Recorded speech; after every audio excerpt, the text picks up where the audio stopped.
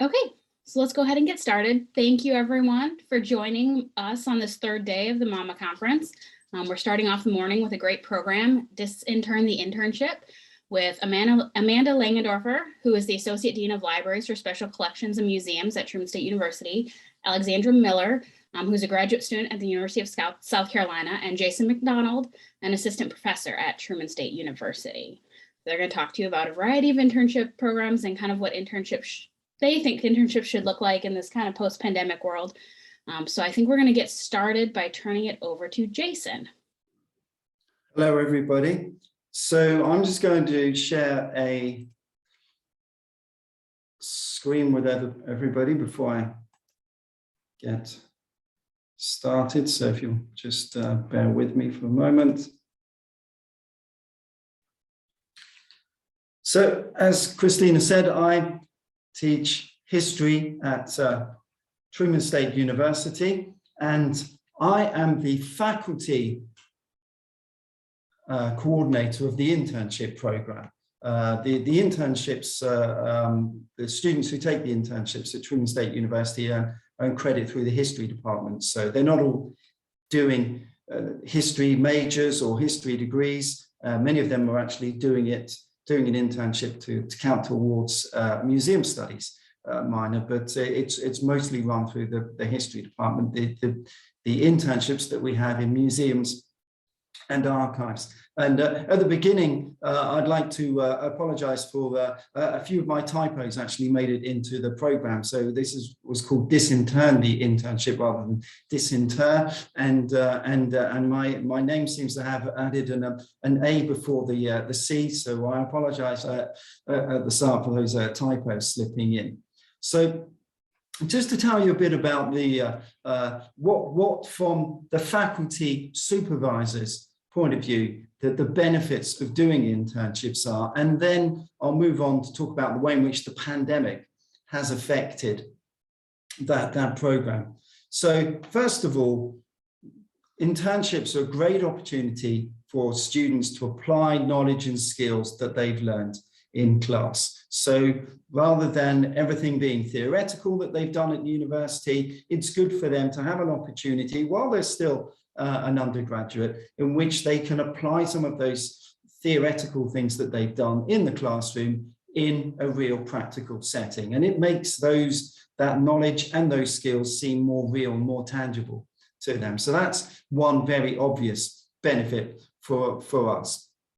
The second benefit for the faculty is that the students gain valuable practical experience, often experience that they cannot get, and even things that they're not dealing with in theory in the classroom. So that's the second main advantage. And then from the student's point of view, the third is that they earn academic credit.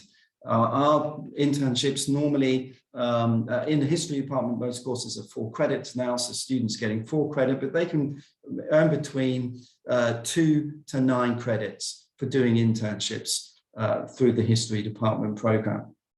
And so that's an important, with the public history national standards on what internships should entail. One of those is that if students aren't paid to get the internship, they get some kind of reward, and the credit is the way that we do that.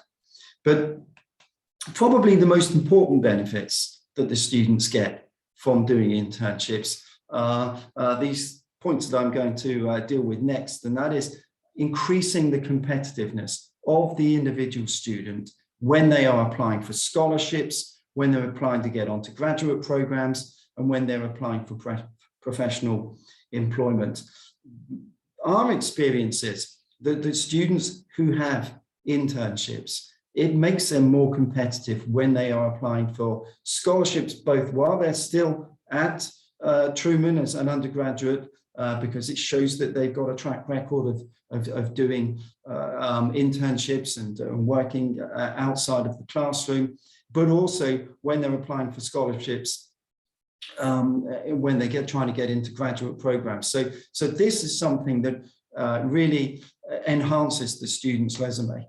The second advantage of this in terms of increasing their competitiveness is that graduate programs are, they are competitive, and students who have this extra experience, it gives them an extra advantage, something that makes them look more competitive when they're trying to get into those programs and look as though they're more serious about the profession that they're moving into, that it's something that they've been gaining practical experience in for a long time. But also, many studies are showing, particularly at the moment, that it's more and more difficult for students to go straight from a degree, whether it's a bachelor's, an undergraduate degree, or a graduate degree. It's very difficult for people to get into jobs if they don't have some kind of practical experience. And so, there's lots of evidence suggesting that having a degree is not as advantageous as it used to be in terms of securing employment. And so having this internship is something that makes students much more competitive when they're going into the job market, along with having a degree. So those are the benefits of the program. That's what we're hoping that the students are getting out of this. And that's why we're very keen to support that kind of program for our students.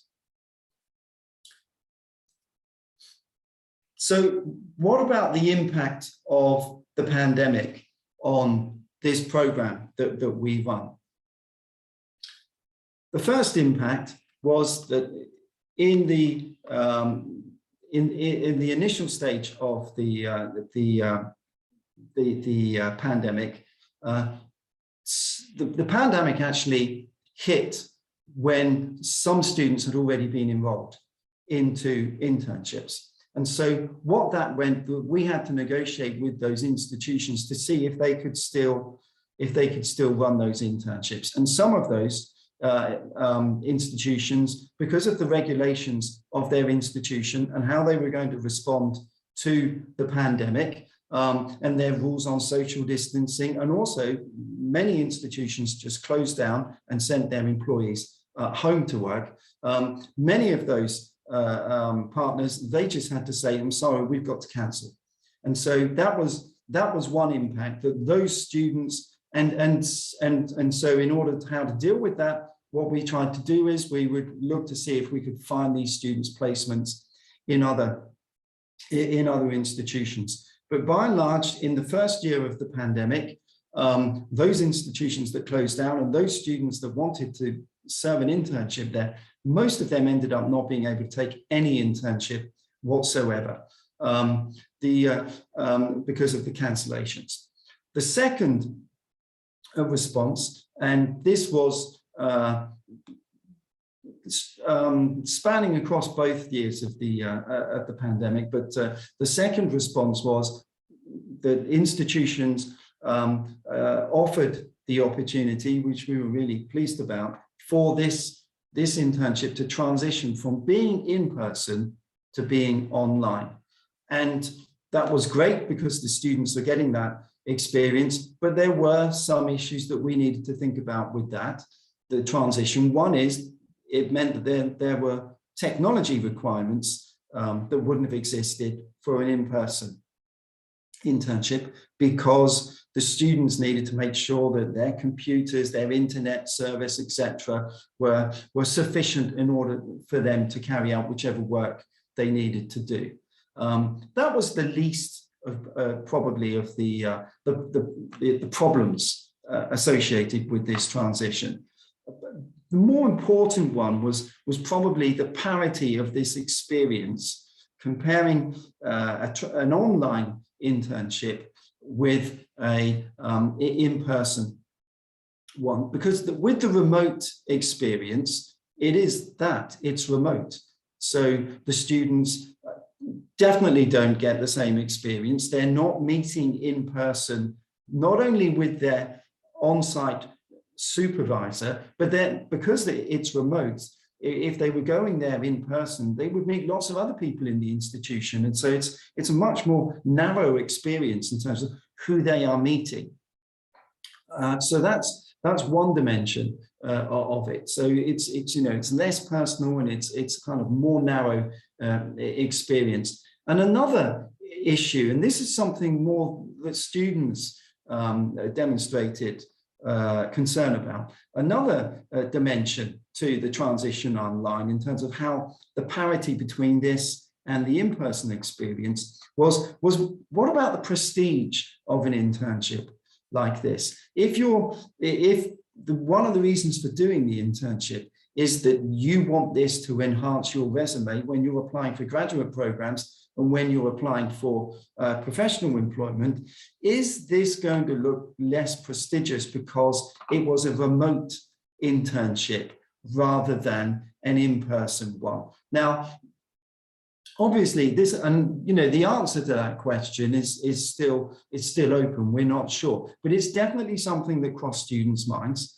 And having said that, I think that's going to be a question across the board for the students that experience the internship. They're all going to be, if they did do internships during the pandemic, they're all going to be applying for jobs with this same concern about, does this remote experience have the same prestige as one that was in person? For the in-person, some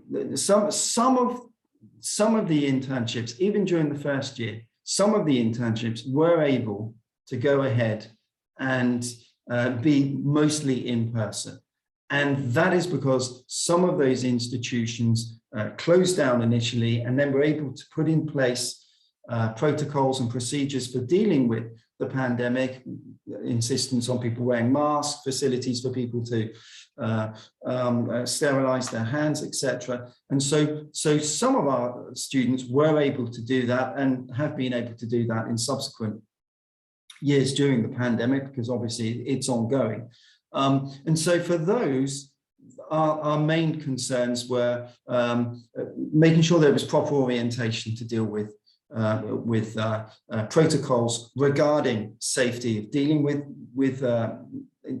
members of the public, if that was an issue, and it was in some of these, or with interacting with other staff members, particularly when we were thinking about social distancing, wearing masks and other protection. So that was an issue on that.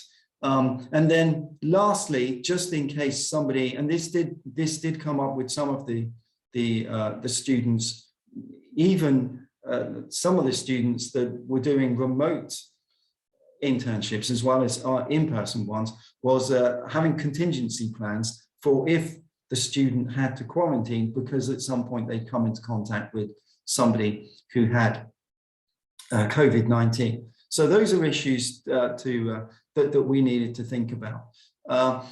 As one of the internships that we offer at Truman, most of them are off campus, so that they're at institutions that we partner with across the state, in St. Louis, Kansas City area, Springfield, and other sites. But we also have an on-site program. That's a collaboration that that is with the state archives, and that's the Judicial Archives program, which many of you, I'm sure, you're familiar with. And on that one, we had some of these, these issues about, so can the students, can they actually come into, there's a workspace on campus where they did that. Can they actually come in to do that? Is it safe to do that?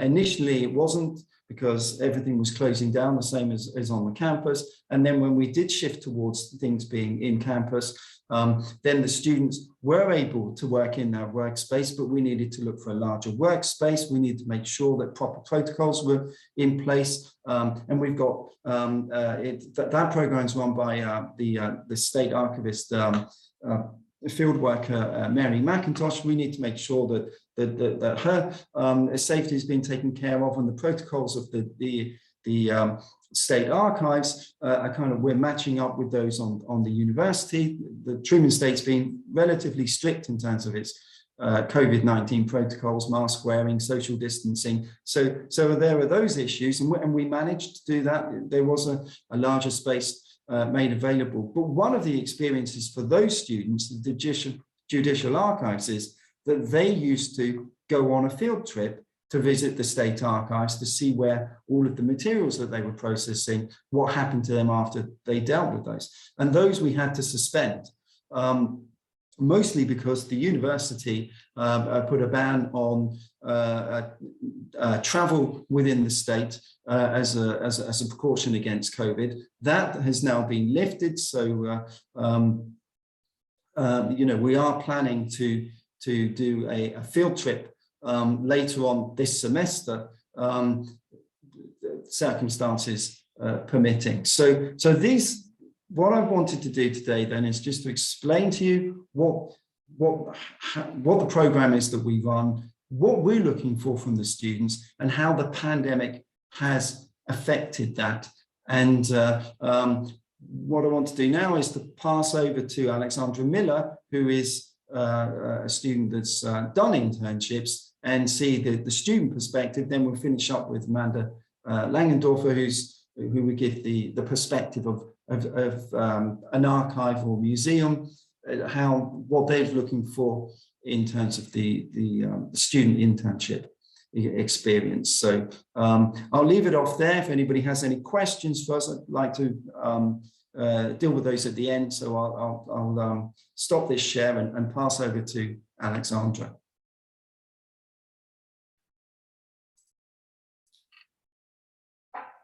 Thank you. Hello, my name is Alexandra Miller. I'm a graduate student at the University of South Carolina. I'm pursuing my master's degree in public history, and I got my bachelor's from Truman State, which is how I'm connected with Amanda and Jason. I'll just give you a little bit of my background before, so you kind of understand the things that I have done in the museum field as an undergraduate. I had one formal internship at the Truman Library in Independence.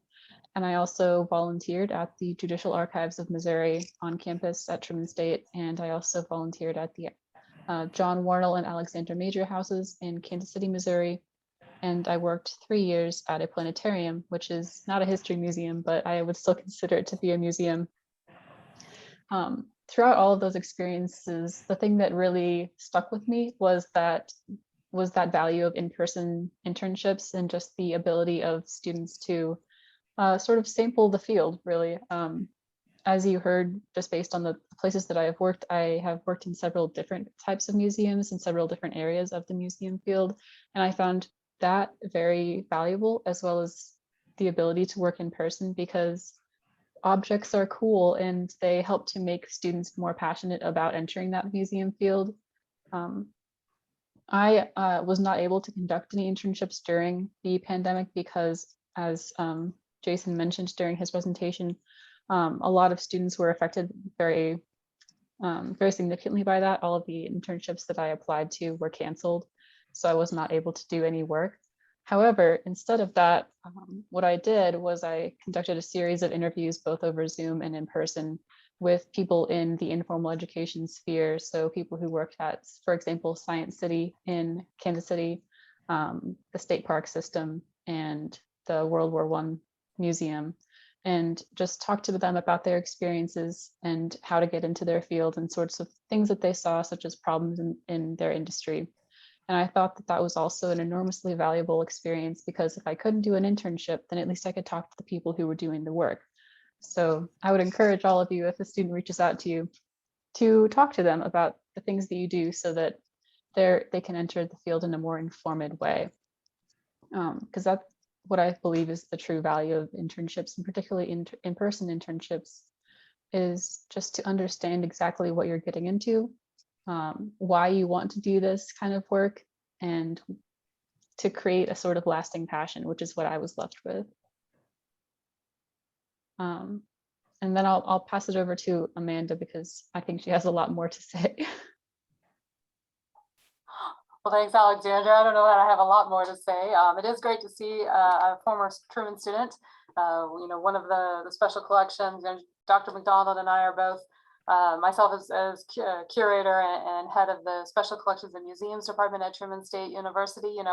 This is why we exist, is to really help our students grow and learn, and to educate them in their and kind of foster that passion. So it's great to hear, Alexandra's perspective. I'll go ahead and share my screen here.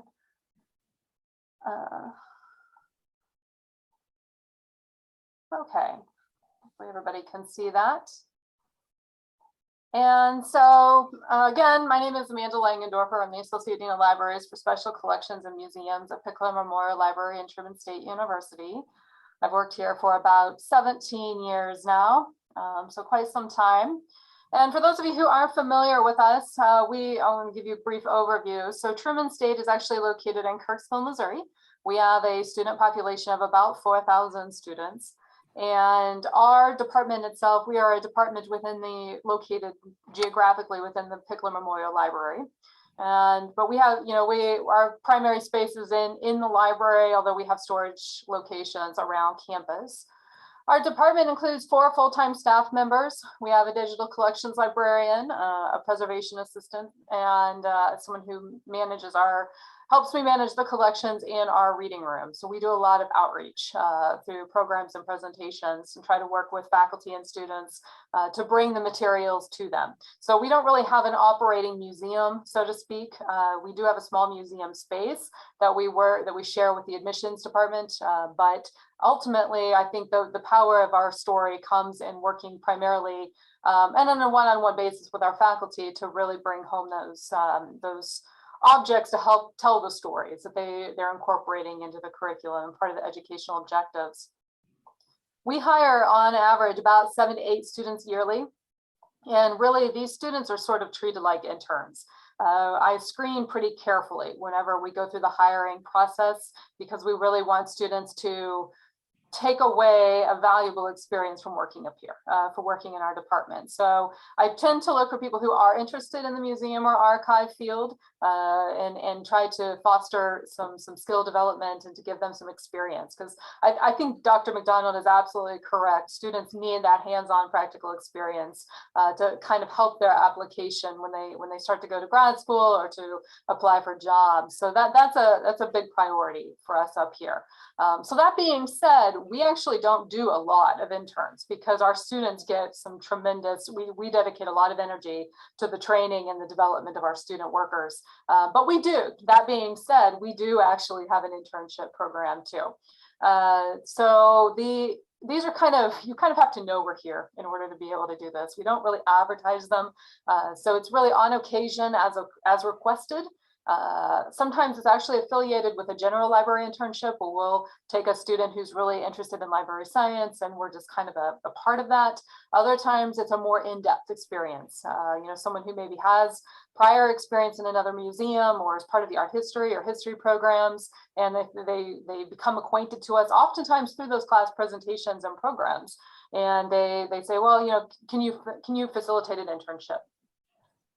And if that's the case, then we meet with them and kind of go over their learning objectives, which I'll profile a student here in a minute for whom we actually did just that. So try to match up and make sure that we can meet their educational objectives and their educational goals.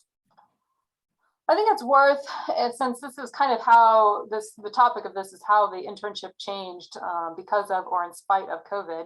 I think it's a good thing just to give a quick overview of what our campus looked like during COVID.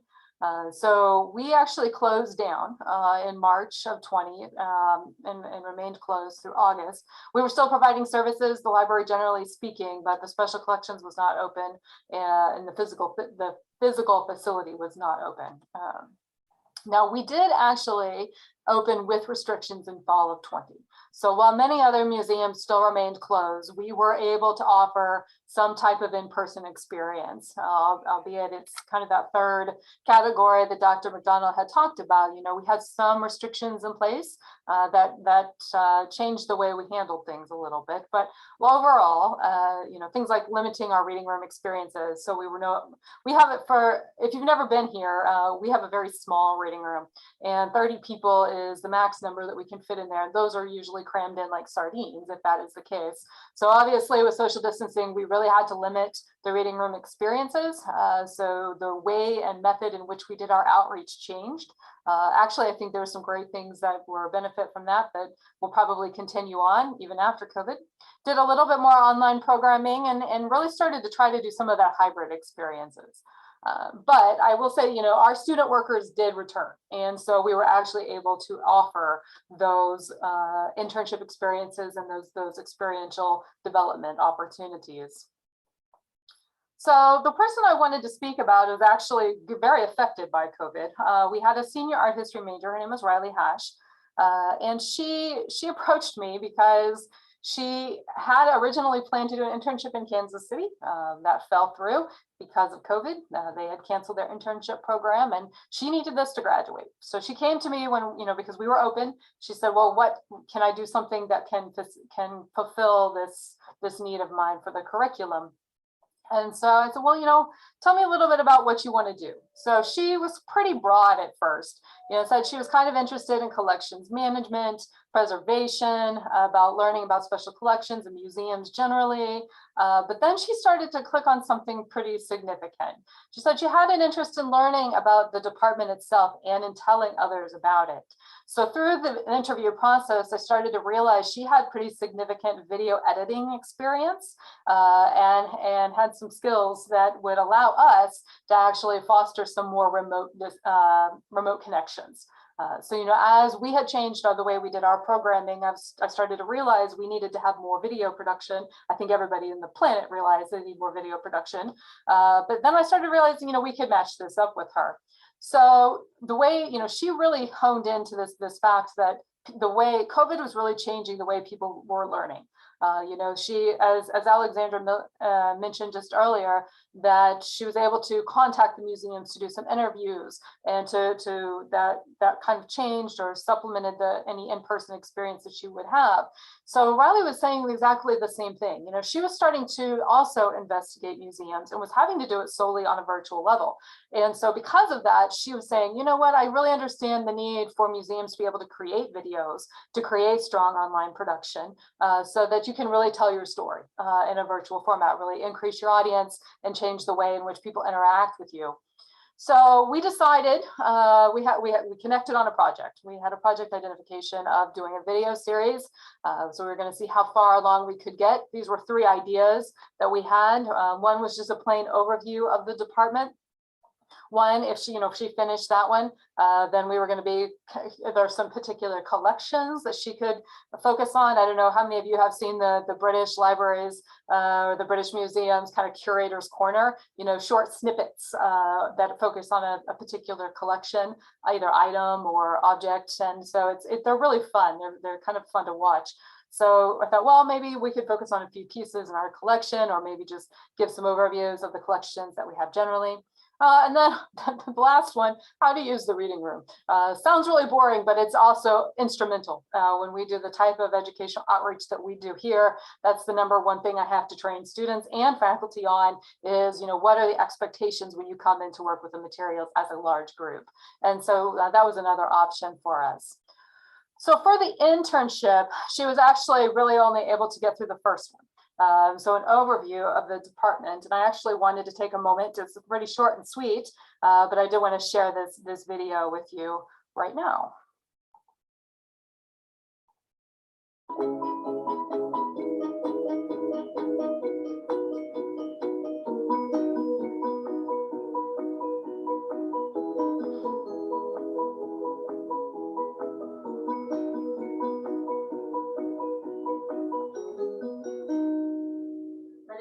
Langendoerfer. I'm the Associate Dean of Libraries for Special Collections and Museums here at Pickle Memorial Library, Truman State University.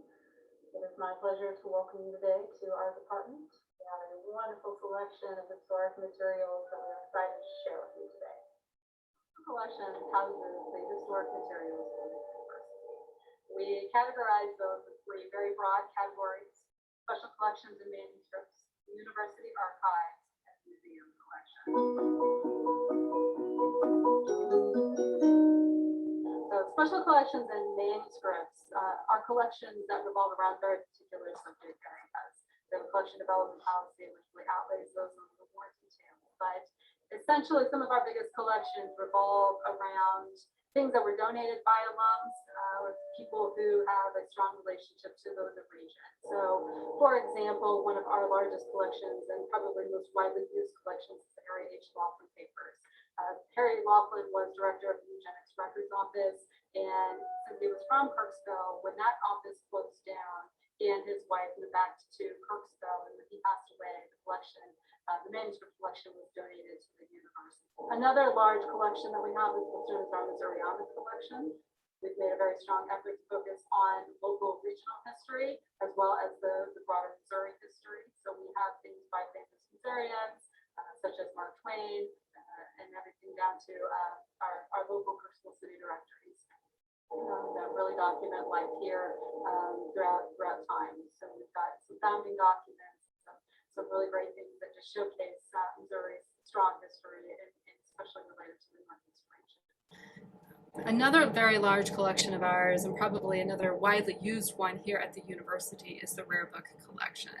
Our rare book collection contains a number of different types of materials, but we essentially try to document the history of the book and understanding how the book has transformed civilizations throughout the world and throughout time is a tremendously important subject, and understanding how people communicate, how they've communicated in the past, how they continue to communicate in the future. University Archives is a great collection of the university's history. The collection goes back to the founding documents of Joseph Baldwin in 1867, to a collection of echo yearbooks, to documents of events that have happened on campus throughout the years. We also have a large photo archive of the university that shows in a pictorial form what it was like at the university in its earlier years. Another part of the university archives is a collection of published materials by our students and faculty. It's known as the Alumni Collection and the Faculty Publication Collection.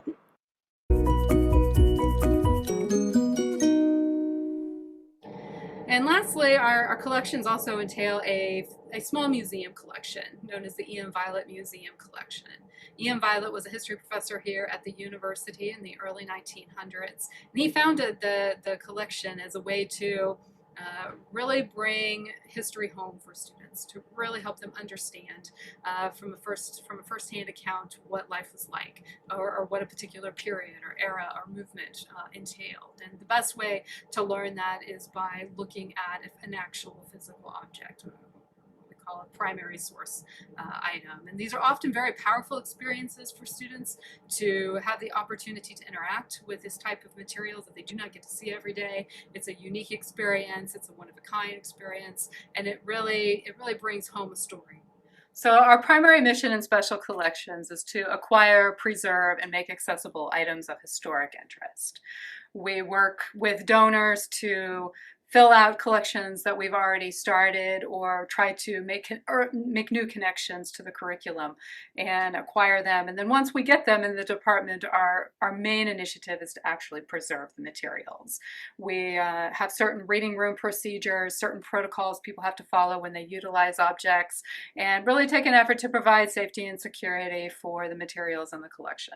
We do that through maintaining climate control, controlled usage, special initiatives that really help protect the collections for the students who are here today and for the students of tomorrow. Thank you for joining us today. Special Collections is located on the 3rd floor of Pickler Memorial Library. Please feel free to email us if you have any questions or want to make an appointment to view one of our collections.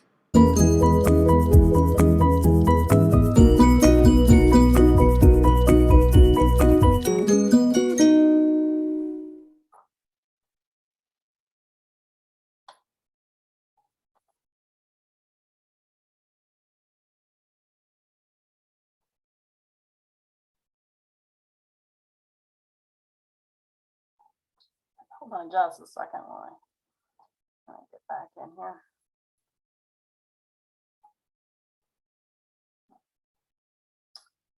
Okay, back. So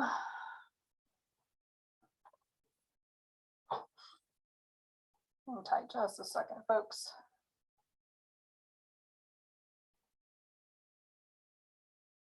I'm trying to get some notes back.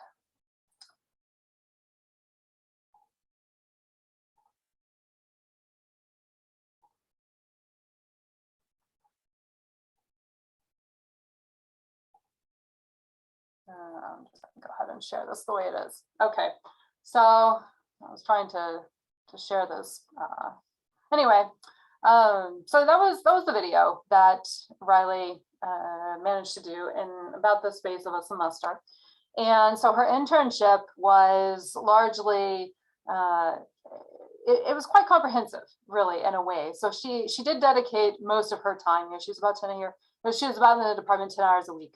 And she focused primarily on that video, but in order to be able to tell the story, she really had to investigate the collections. Since we were on site, we could facilitate that. One of the challenges was actually, you saw a lot of interviews there. Most of those were primarily with me. And you notice I was maskless at the time too, you know, so making sure that we employed some safety protocols, you know, in relation to that, and tried to really limit the interactions that she might have with others. So you noticed there were some shots in there that were of students, but that was actually pre-recorded video production that we had done earlier. And she just was able to incorporate that into the actual video itself. Part of this was also, you know, generally speaking, I don't know how many people actually incorporate this into the museum experience. You know, we oftentimes think about collections care or processing or educational outreach, but for her, it was more about learning about video production. This is not my area of expertise. So, you know, one of the things I value in an intern is the ability to work independently and to find the resources when they need them. So she'd spend a lot of time actually educating herself on what it meant to be a video editor, how to create shots. I mean, she had a background of which to base this on, but she was able to learn more, to learn about the storyboard process. You know, she sketched out this whole video in terms of what story did she want to tell, how was she going to tell it, what kind of shots did she want, how to create the proper sound system for it. You notice we had a very cheerful sound that was very deliberate. And so, you know, this internship was more about her becoming a video editor and a video producer in order to facilitate a special collections experience online and to help us tell the story, more so than her becoming more what you would consider traditional museum work. And so I was really happy with what she did. Very similar, one last thing I wanted to point out, because of COVID, she had wanted to really have this, like everybody else, you want to have that in-person experience where you want to go to visit a museum and meet with the people.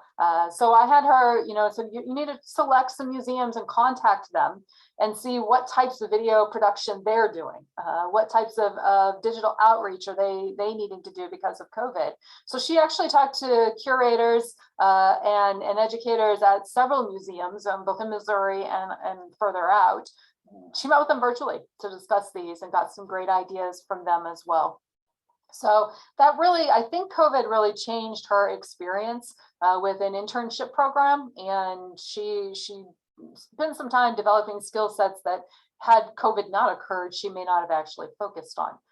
We did hire her. Actually, her internship ended in December, and she was hired to continue on into the spring. She did graduate, so that was it. But she, you know, was able to use that year and use the pandemic for good in a way to hone skills and develop new ways of outreach, and her ability to make those connections, which I think all of us are trying to do. So that was it for me.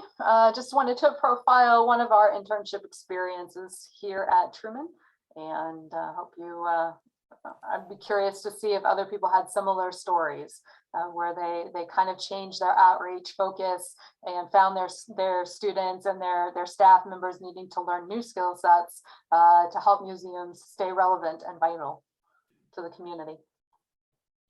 So if possible, I'd like to open it up to questions or comments, but I'd just like to make one a comment. I thought what I was, the idea that I was putting forward is that, you know, the internships give our students something that they can't get elsewhere. But it was interesting from your description, Amanda, that because of COVID, the intern gave you something that you normally wouldn't be looking for from the intern. So, and that would be interesting to know how other museums and archives, how, you know, bringing interns in, it's not just a case of them doing something that you would normally ask them to do, but maybe being open to them bringing something to you that you normally wouldn't be expecting from them.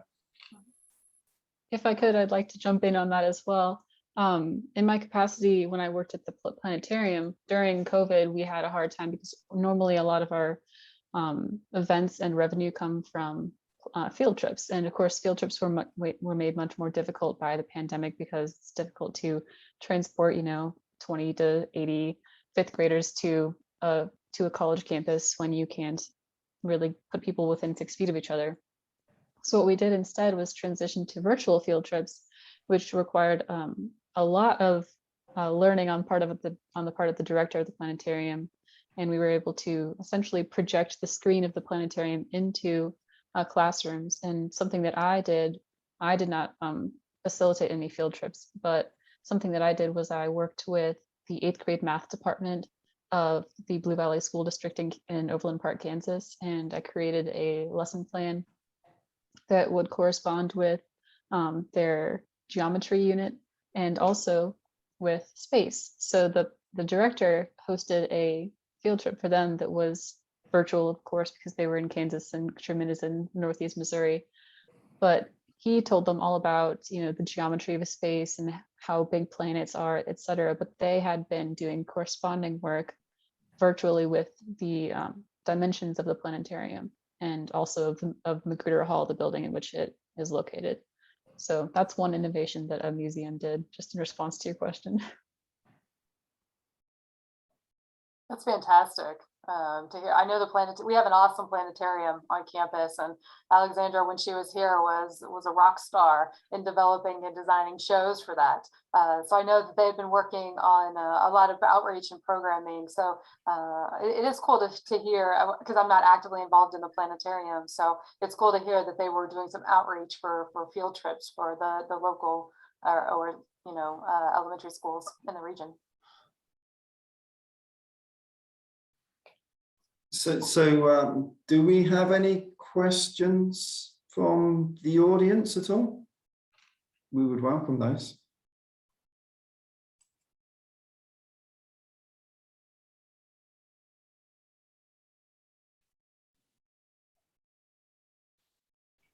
I don't see any questions from the audience, but I'll kind of pose one just out of curiosity. How many, so I know the first year kind of seriously impacted internships, but the second year, did you have significantly more in-person internship opportunities open up?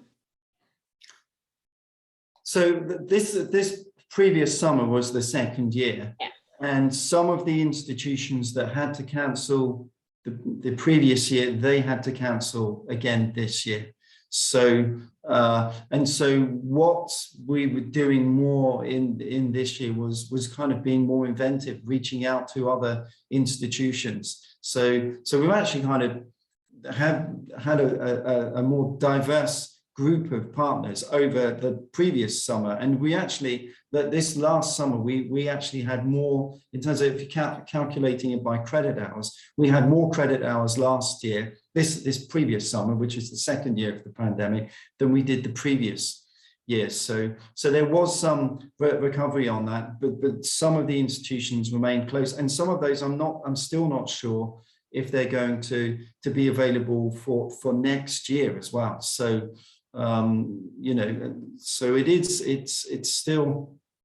it's still an ongoing situation in that sense. But last summer there was definitely the second year of the pandemic, the summer just passed, there was more a move more towards it was more in person.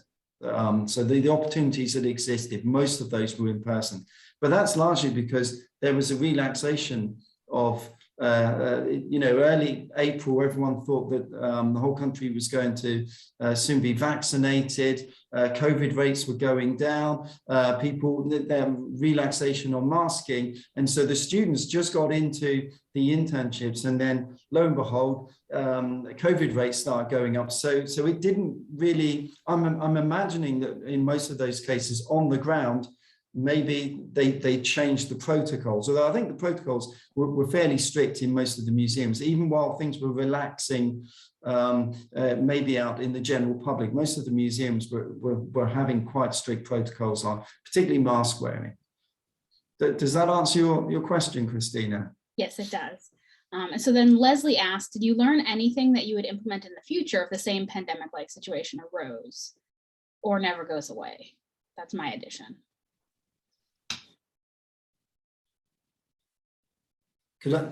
Amanda, would you like to have a go at that one, and then Alexandra, and then I'll don't want to hog everything.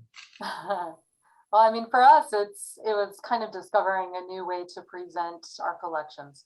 And I think that is something that I would like to see happen even with or without a pandemic.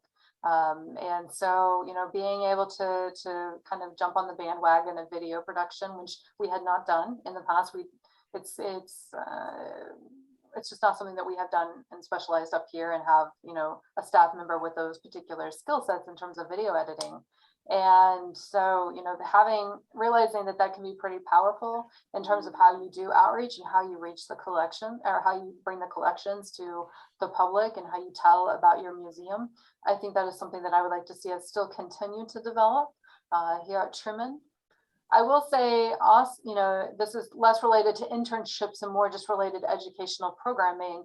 I actually found that there were some benefits to presenting online. So when we started working with faculty members during COVID, and we had so many restrictions that a lot of the larger classes couldn't come in unless we got really creative in how we managed to introduce people to that. And faculty members had varying levels of comfort. Some people were like, I'm only doing virtual, and nothing on the planet would make me come in person. Others were more, more comfortable with the protocols that were in place and said, well, maybe we can do a hybrid. So for example, we would do a virtual session with the entire class, and then maybe they would come in small groups to actually look at some of the materials over the course of the class period. So in a way, it's sort of late, like everybody else, it actually took more time in the actual class, the class time frame in order to be able to do this. But for some people, that was very much worth it. We also managed to do some, we did completely online, but then we would have an exhibit, because we do have some exhibit cases around that surround the department. And so we were able to put some of those collections that normally people would come in and see as a group, but we were able to facilitate more of a one-on-one experience. So we did a group production or group introduction to the collection. And then the students could come in, anytime the library was open at their convenience and look at them in the exhibit cases. And there were some definite benefits. I don't know how many of you do, well, I'm sure all of you do some type of educational programming with collections. And, for us, when we're presenting to a group, you have some obvious inequalities. And by that, I mean, some people are closer, they can see better, they can hear really what's going on. They may have the opportunity to really interact, where others may, you kind of have an ebb and flow when you have a lot of people around one object. And so I found that presenting online really evened the playing field in terms of the learning points behind each of those bits in the collection.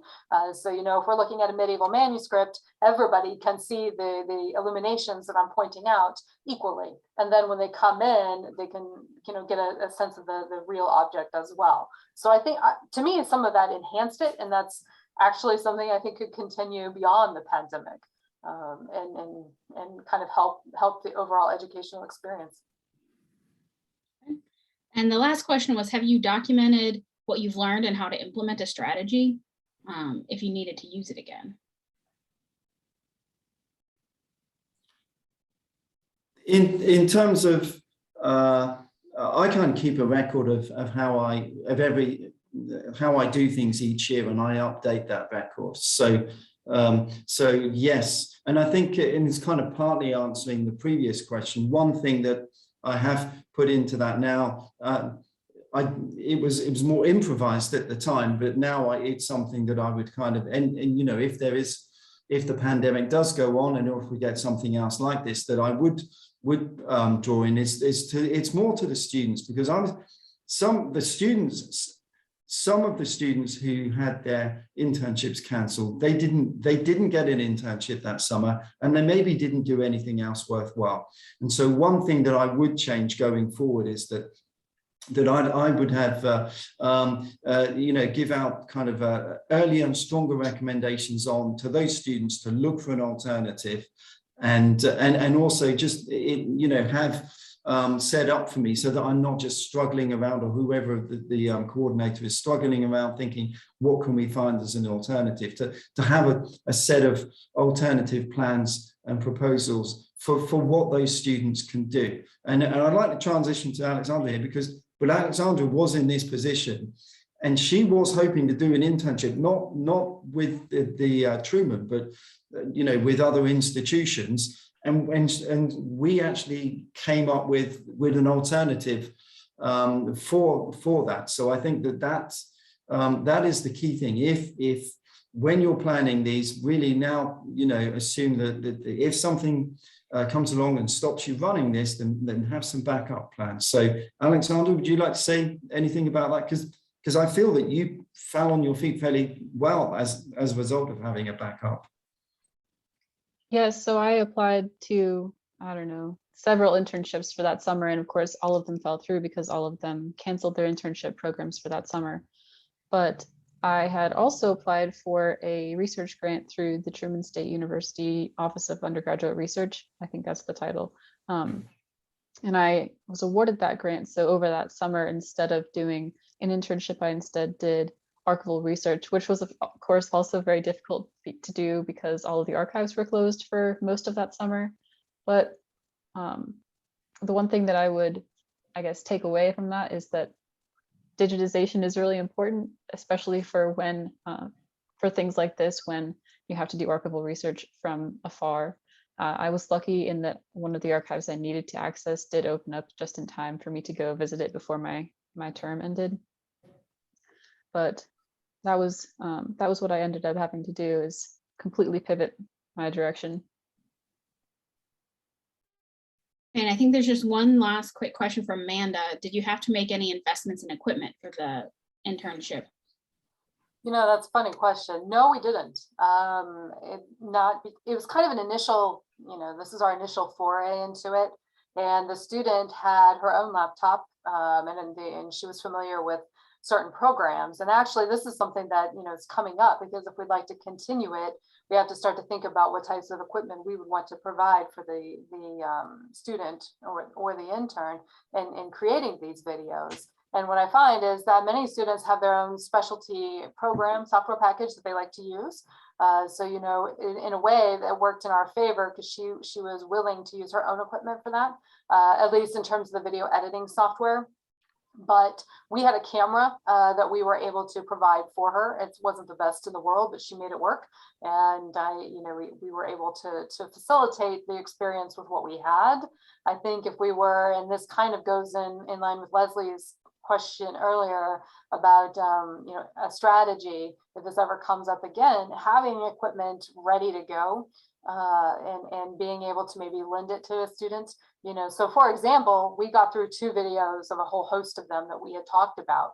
I still think you could do some really amazing short clips on particular objects in a collection, which many of you may have done yourselves already. But, you know, just knowing, okay, here's a camera, here's a software package, here's a laptop that you can take, and, you know, being able to send that along their way. I think you could really facilitate that kind of independent work if you had that ready to go.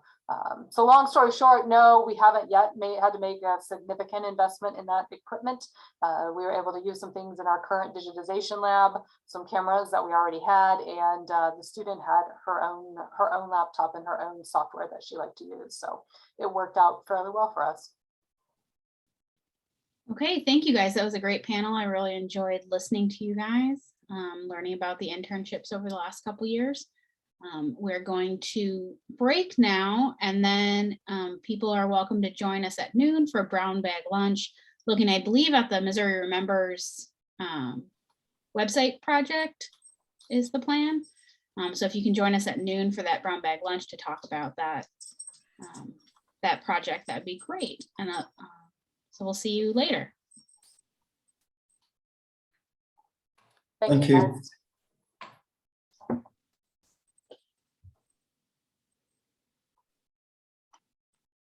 Alexandra, Jason, thank you so much. That was very enjoyable.